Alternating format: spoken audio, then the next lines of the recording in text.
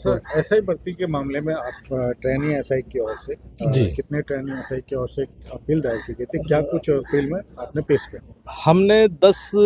Trainee सब inspectors की तरफ से अपील फाइल की थी और हमने 18 नवंबर 2024 वाले आदेश को,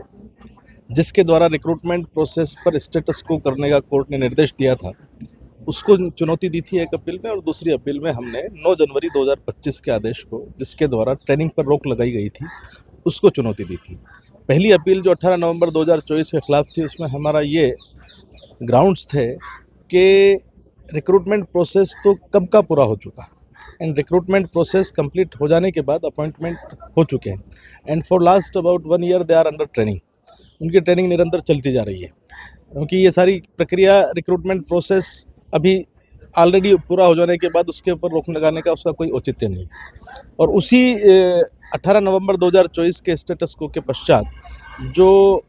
आगे वाले आदेश पारित किए गए हैं, 6 जनवरी 2025, 9 जनवरी 2025, तो 9 जनवरी 2025 वाले आदेश में कोर्ट ने पूरी तरह से ट्रेनिंग को स्टैंड स्टिल करने का निर्देश दिया था। यानी कि जो अभी अंडर ट्रेनिंग है उनको बिल्कुल रोक दिया। हमारी नज़र में हमने ग्राउंड ये भी लिया कि ये एक फाइनल नेचर का ऑर्डर है,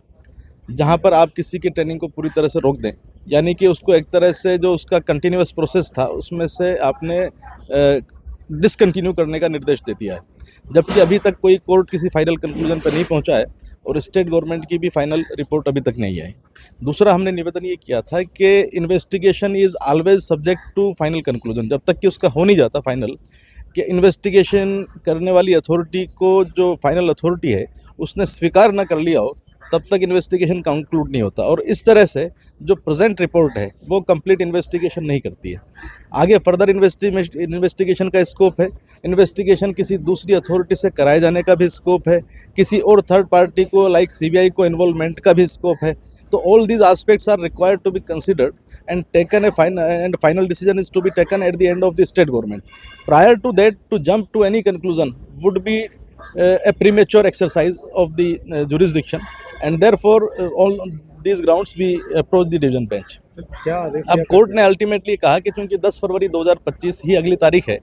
और कोर्ट ने 2 बजे का वक्त उसमें सिंगल बेंच ने फिक्स किया है, तो ये सारे ग्राउंड्स लेकर के आप सिंगल बेंच के सामने फाइनल डिसीजन कराने के लिए ही कोर्ट ने निर्देश दे दिया है कि आप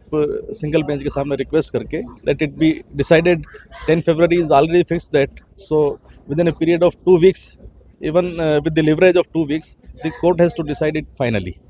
जो एकलपीठ का आदेश है ट्रेनिंग पर रोक और वो अभी फिलहाल बरकरार है, उसमें डिवीजन बेंच ने कोई हस्तक्षेप नहीं किया, इसलिए क्योंकि अभी बिल्कुल नज़दीकतम ही डेट उसकी 10 फरवरी है। और साथ में चूंकि जो दूसरी एक दरख्वास्त पिटिशनर्स की तरफ से लगाई गई थी कि इनके वेतन के ऊपर रोक लगा दी जाए, जो इनको वेतन दिया जा रहा है वो ना दिया जाए, उसके लिए याचिकाकर्ताओं की तरफ से ये एग्री कर लिया गया था कि they will not pursue and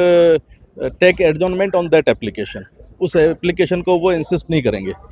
तो वरना वो उनकी जो एप्लीकेशन थी कि उनकी सैलरी भी रोक दी जाए, उसके ऊपर यदि आदेश होता तो वो निश्चित रूप से डायरेक्टली प्रभावित करता। ट्रेनिंग कब होनी है, क्या होनी है, it will be decided by the court and ultimately final decision is to be taken.